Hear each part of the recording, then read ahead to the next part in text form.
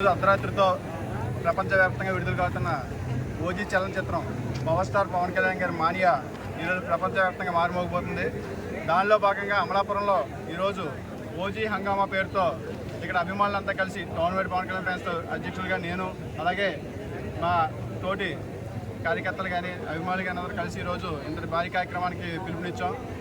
చాలా భారీగా తరలివచ్చారు అందరూ కూడా.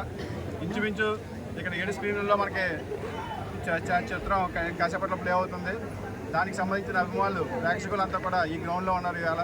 కానీ ఇంతటి ఆదరణకి ఇంత ఆదరణ చూపిస్తున్న ప్రేక్షకులు రేపొద్దున ఈ చిత్రాన్ని మరింతగా విజయవంతం చేస్తారని ఖచ్చితంగా అనుకుంటున్నాం.